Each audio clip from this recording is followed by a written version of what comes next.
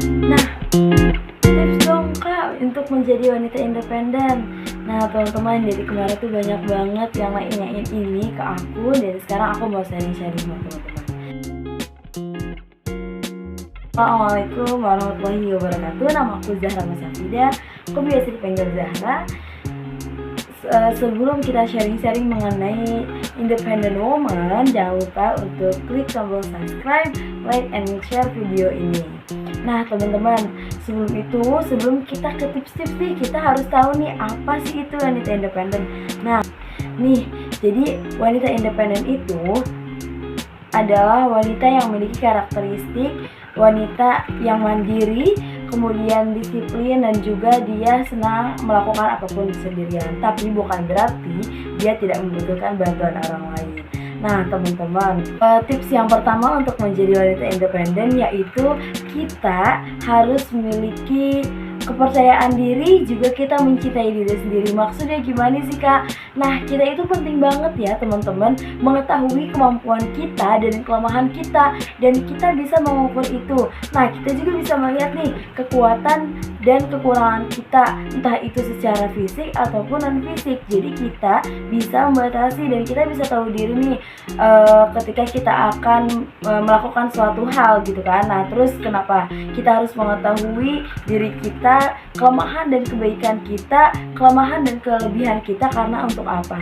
Nantinya fungsinya untuk biar kita lebih mencintai diri kita sendiri. Kita mencintai kekurangan kita, kita mencintai kelebihan kita, yang nantinya kekurangan akan kita perbaiki. Tapi kita jangan sampai kekurangan aku ini terus aku jadinya insecure. Nah itu jangan ya teman-teman.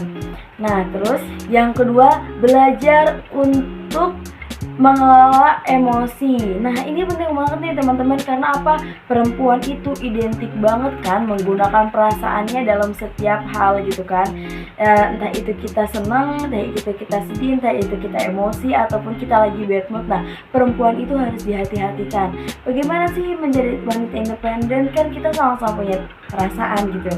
Nah menjadi wanita independen kita harus pintar-pintar mengatur nih teman-teman. Mengatur ketika kita emosi, kita sedang naik atau kita sedang marah gitu kan. Kita harus mengendalikan diri agar apa? Agar kita tidak sembarangan, dan juga kita tidak dengan mudah gitu mengambil keputusan gitu ya. Jadi kita sebagai wanita independen emang wajar memiliki emosi, tapi juga kita harus bisa mengontrolnya ketika mengambil suatu keputusan. Apalagi dalam sebuah forum, jangan sampai menggunakan emosi karena kita tidak bersependapat seperti itu.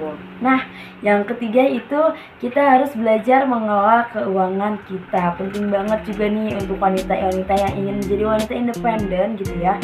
Termasuknya aku juga harus belajar. Nah tipsnya itu kita harus bisa mengelola keuangan nih teman-teman. Aku bisa kasih saran, sediain misalnya buku kecil gitu ya. Aku pakai buku kecil untuk mencatat keuangan aku gitu. Aku tulis berapa masukan aku per bulan dari orang tua, dari aku ngajar pramuka gitu, ataupun yang lainnya gitu. Aku catat, kemudian aku masukin nih. Kita itu harus pintar-pintar memanage uang. Kita list kebutuhan kita setiap bulannya, entah itu kita daily need, kebutuhan sehari-hari, entah itu kebutuhan makan, kebutuhan nyuci gitu ya, kebutuhan dapur dan sebagainya. Nah kalau misalnya uang kita ada lebih gitu, jangan lupa untuk menabung, dan kita juga jangan lupa untuk bersedekah. Nah teman-teman, jangan lupa juga kalau misalnya nih kita kan udah ngelis nih kebutuhan dan keinginan kita. Nah kita bisa gunakan uang lebih kita untuk memiliki keinginan kita gitu ya teman-teman. Jadi jangan sampai boros.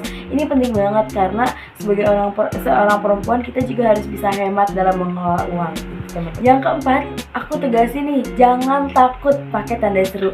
Jangan takut apa sih maksudnya? Jangan takut mencoba hal baru, jangan takut untuk berpergian sendiri nih. Misal kita sebagai perempuan gitu ya, kita pengen mencoba hal baru, kita pengen mengunjungi suatu tempat yang sudah termasuk list kita nih gitu di buku. Nah kita pengen banget pergi ke tempat itu, tapi sama siapa ya gitu ya, tapi aku tuh pengennya me time gitu. Nah jangan takut, hadapi aja, jalan sendiri gitu ya, rasakan momen kesendirian diri teman-teman sekalian gitu kan. Jadi pokoknya rasakan berpergian ke suatu tempat yang jauh sendiri gitu ya. Di situ teman-teman akan melatih apa? Selain melatih keberanian diri, itu juga melatih teman-teman untuk menjadi seorang perempuan yang tidak takut dan tidak mengandalkan orang lain seperti itu. Pokoknya harus terus mencoba hal-hal baru dan cari tantangan-tantangan baru ya teman-teman. Yang kelima itu kita jangan mendengarkan omongan orang lain. Nah teman-teman, sebagai perempuan mungkin semua orang punya mulut, punya telinga juga gitu ya. Kita tidak bisa menutupi mulut mereka satu-satu dengan kedua tangan kita, tapi teman-teman kita bisa tutup telinga kita.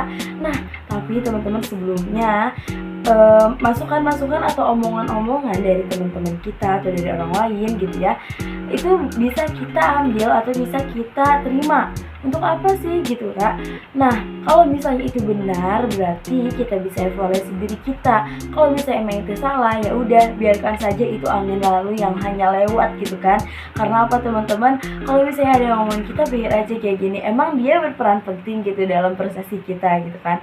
Terus apakah mereka turut andil dalam kehidupan kita? Emang mereka itu siapa kita gitu? Emang sepenting apa gitu?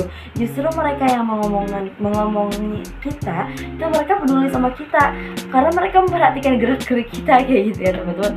Pokoknya kepada teman-teman, kalau misalnya emang tipikal orang yang pemikir, termasuk aku juga gitu, kalau bisa udah diomongin orang lain tapi it's okay gitu kan, belajar menerima apa omongan orang lain gitu. Ya udah jadiin evaluasi diri aja gitu, bahwa kalau misalnya emang itu salah, buktiin kalau kita tidak seperti itu kayak gitu ya teman-teman. Nah dan yang terakhir itu kita penting banget bertanggung jawab.